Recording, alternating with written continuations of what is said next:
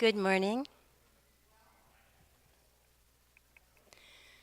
Good morning and welcome to this symposium on the life and legacy of Senator Daniel K. Inouye, Looking to the Future. This is brought and together, we are brought together and convened today by the National Museum of the American Indian Board of Trustees.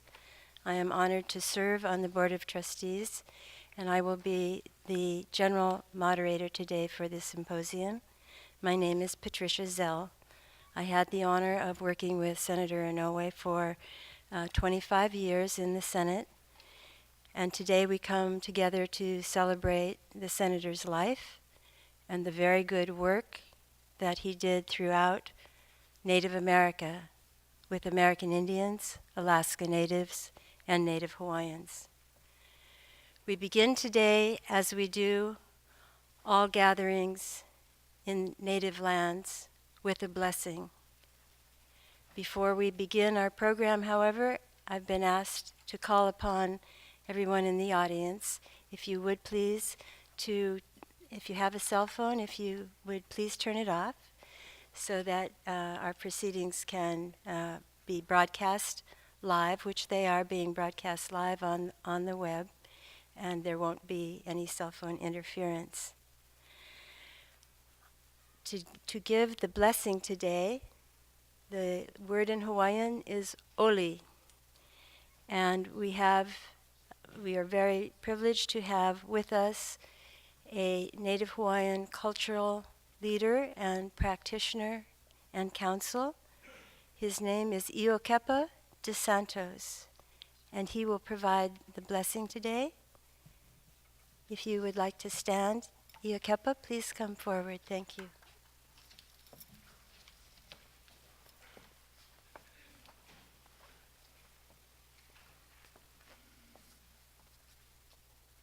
Umaruna pula pulani aina mai koe wake au papa no moru. Ku ahe o walu nei ke wawawala ni kai hanau I wake ki kapu. Me te wai ololo I ka halo na kalu kapaliri. Pui ala te ora palai ta po hiu hiu. Uera umele ua me hua kaile. Ei te wai ole te bonura I ta o ka po kala ni ka ino. Hei no kala ni ke po ele nei luna. Ke wawa ne ka hondu ai ka ina ina. O rala o nagu o mamai ho ka hei. Ka ho koko ana mai. I loko hana I elele. Hana u ka maua kui ka na hele. Hana u ka au ka ni kuola. Hana u ka mahele. O na gala me ka le ue ale le hua no I na ka no o ka uno I he no I ne heli ane ho I o rei di mai. Ai di mai no go. Ei di uno o me ke alo hei. Alo hei, alo hei, alo hei.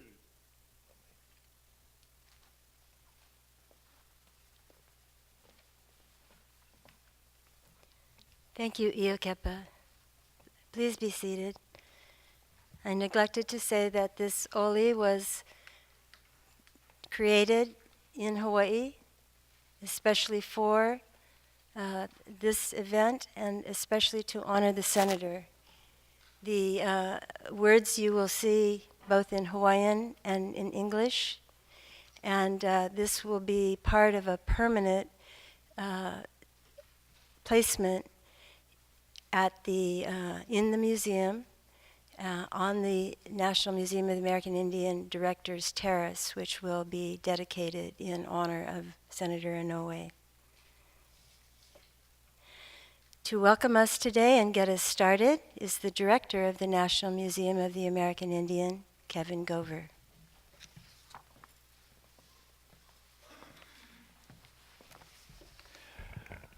Good morning. Welcome to the National Museum of the American Indian. I want to thank Iokepa for that lovely blessing.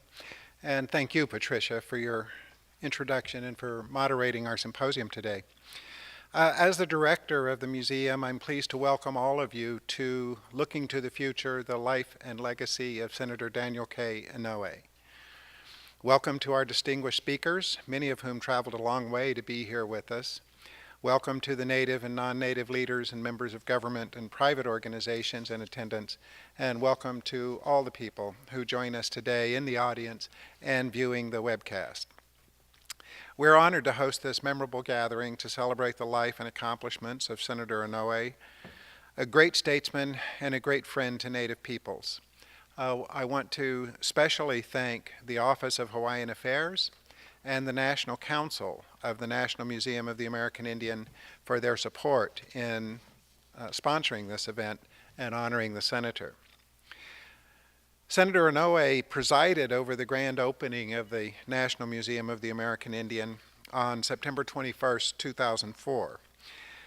There he said, "Somehow I have the feeling that the ancient gods were looking down on us and all the stars came to their rightful places in the firmament." 15 years earlier, Senator Inouye introduced S-978, a bill that would establish the National Museum of the American Indian. In a very real sense, Senator Inouye, along with a few other individuals you all know, Suzanne Harjo, Vine Deloria Jr., Ben Nighthorse Campbell, Rick West, are the founders of this museum. Three key experiences moved Senator Inouye to write this legislation. One was his realization that in this city, where monuments abound, not a single statue or marker honored the first Americans.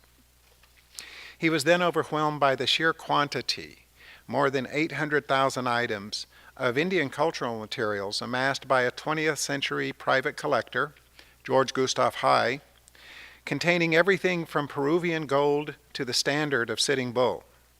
And he was distressed by the fact that that collection was deteriorating in New York. Finally, he saw the neatly arranged boxes containing more than 18,500 Native American human remains, taken from battlefields and desecrated graves, that had come into the possession of the Smithsonian Institution. He remarked, "Here, long after the end of the Indian Wars, the first people of our land were still being maligned and mistreated. And like any other American, my reaction was that something had to be done." Unlike so many people, Senator Inouye didn't just think something needed to be done, he went and did it. He introduced the legislation and persuaded his colleagues in Congress to pass the bill that would establish the National Museum of the American Indian. So it's only fitting that we honor him specially by dedicating one of our finest places in this museum in his memory. This year, the only National Museum dedicated to Native Americans celebrates the 25th anniversary of its founding legislation. We're deeply saddened, of course, that Senator Inouye will not be present to share our celebration. But in this case, it can truly be said that our sadness is outweighed by our overwhelming gratitude for his life and his works. After the legislation was enacted, Senator Inouye continued to serve the Smithsonian's National Museum of the American Indian as a member of its Board of Trustees from 2001 to 2006. But his service to the Smithsonian and this museum are only a small part of his extraordinary service and contribution to Native people. Senator Inouye's accomplishments as chairman and vice chairman of the Senate Committee on Indian Affairs from 1987 to 2005 included the Native American Graves Protection and Repatriation Act, the Indian Gaming Regulatory Act, the Native Hawaiian Education Act, the Native Hawaiian Healthcare Improvement Act, the Indian Healthcare Improvement Act, and many others. He reinvigorated and made permanent the Senate's Committee on Indian Affairs, giving tribal governments an ongoing forum to express their needs, concerns, ideas, and aspirations. He successfully pushed for a formal apology from the federal government for the role of the United States in the ouster of the Hawaiian monarchy in the late 1800s. It is fair to say that no single person in government has done more for American Indians in the past 3 decades, indeed, perhaps ever, than Senator Inouye. He was a champion, acting for the best of reasons. He simply believed it was the right thing to do. So Native Americans hold Senator Inouye in the highest esteem, not only for his legislative success, but for his heroic feats on the battlefield. Senator Inouye is well known for his distinguished record as a member of the 442nd, known for its motto, Go for Broke. He suffered grievous wounds while destroying 3 enemy machine gun nests in Italy, an action for which he won the Distinguished Service Cross, the Bronze Star, and the Purple Heart. In 2000, Senator Inouye was one of 22 Asian American veterans belatedly awarded the Medal of Honor, the nation's highest award for military valor, after a review of their combat records. In a 1997 interview, Senator Inouye was asked, "What is your vision for the Native peoples of this country as we move into the next century?" The senator responded, "I hope that the sacred words we adopted for our nation in the Declaration of Independence will become valid for Native Americans. The Declaration of Independence has 32 very sacred words. We hold these truths to be self-evident, that all men are created equal, that they are endowed by their Creator with certain inalienable rights, that among these are life, liberty, and the pursuit of happiness. Native peoples have often been deprived of the right to be beholden as equal to others. The right of life, we tried to massacre them. We have continued depriving them of their dignity. There have not been a lot of chances of pursuing happiness in the reservation.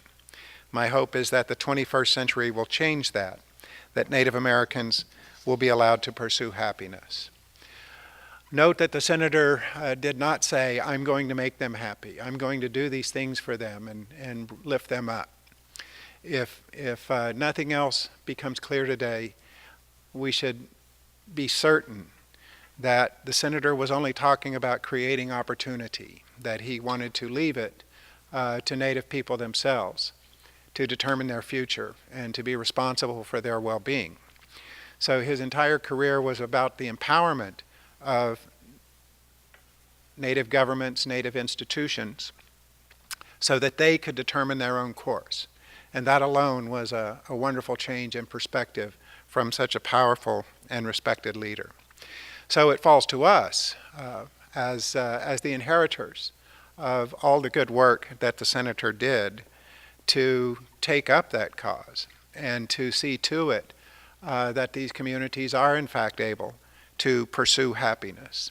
Happiness will never be guaranteed, but because of people like Senator Inouye, certainly it is something that we are now able to pursue.